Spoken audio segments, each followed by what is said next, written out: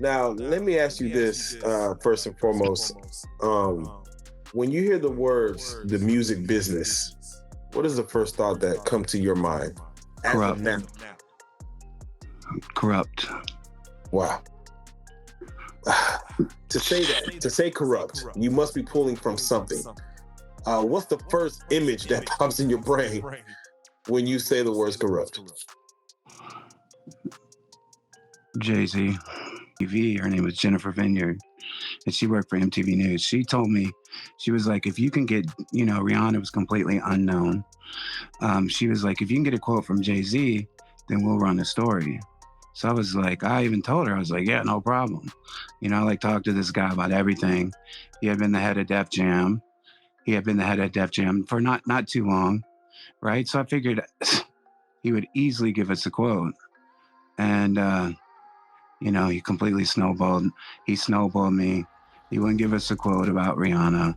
He wouldn't do anything, for her in the beginning. So, being around so many people in the industry who've experienced the same thing, it's just, and honestly, he needs to be in prison, but. So Rihanna's ex-publicist Jonathan Hay is going ham on Jay-Z, saying he's corrupt and should be doing time. But what's the tea? Is it just because Jay-Z didn't want to give a quote to promote Rihanna, or is there something deeper that went down? Because let's be real, not approving a quote ain't enough reason why he should say such statements. Jonathan's got to be hinting at something deeper, and let's not forget that man was low-key part of the inner circle of Def Jam, so what did he know that we need to know? And here's the thing, before Jonathan even spilled the tea, fans were speculating about Rihanna's experiences with Jay-Z, and honestly, everything is gonna leave you shaken. It will even make you question why Rihanna stopped music when she was just in her prime. So let's break it down. In a recent podcast interview, Jonathan said he only tried to get a quote from Jay-Z about Rihanna, who was a new artist at the time. Apparently, this was not for any bad motive, but to promote her career, which would have been a benefit to the whole team as well. But Jay-Z gave Jonathan a cold shoulder. Now, some people perceive Jay-Z's refusal as a deliberate attempt to maintain control over the narrative around Rihanna's music career. Some others saw that as Jay-Z trying to have his way with her before any further favor. And baby, as we said, there are things people have dug out about Jay-Z and Rihanna's experiences that are almost leaving these claims undoubtedly legit. A notable experience that has been raising eyebrows is how Rihanna got signed under Jay-Z. People are finding it crazy of Jay-Z to have told Rihanna during her audition that she either left through the door with a deal sign or through the window from the 29th floor of the building. Tell me about your audition with Jay-Z. Tell me what he said to you. A really good audition. And what did he say to you? He said something to you. Oh yes, he said, we don't sing songs here, we sing artists. And there was this little pause, and I was nervous.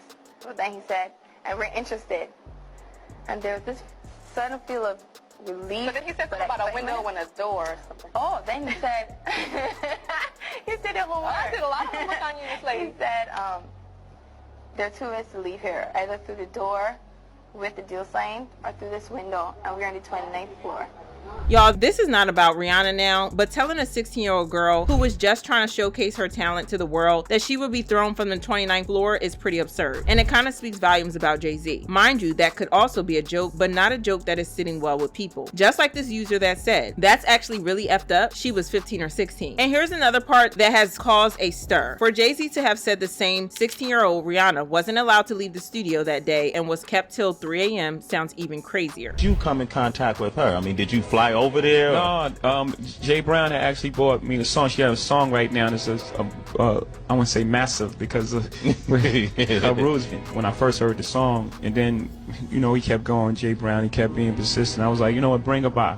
Mm-hmm. And when she walked into our office, I was like, she just had, it was just something about her. It was just, she had this, it was just something about it. And then she performed the song, and I was like, okay. Mm-hmm. Okay. Then, we sat down and we talked.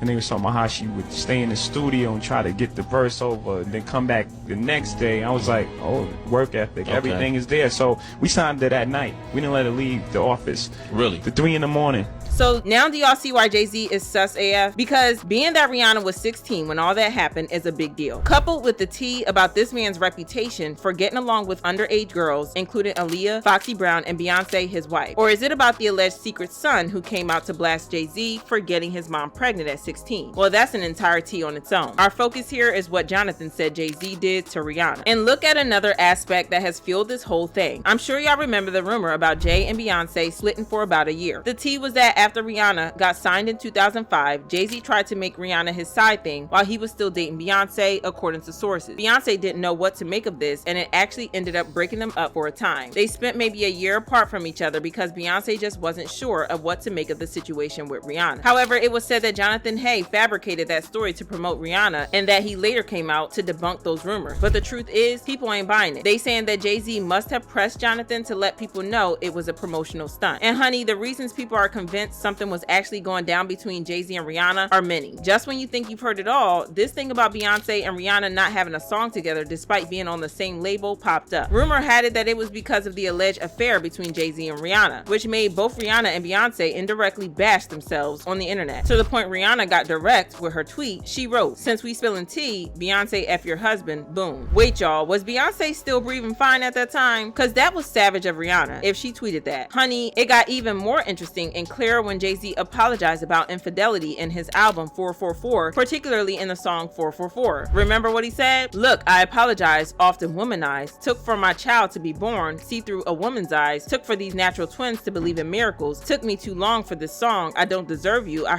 you out in Paris, please come back to Rome, you make it home." Then at the end, Jay-Z said, "And if my children knew, I don't even know what I would do. If they ain't look at me the same, I would probably die with all that shame. You did what with who? What good is a menage a trois when you have a soulmate? You risk that for blue?"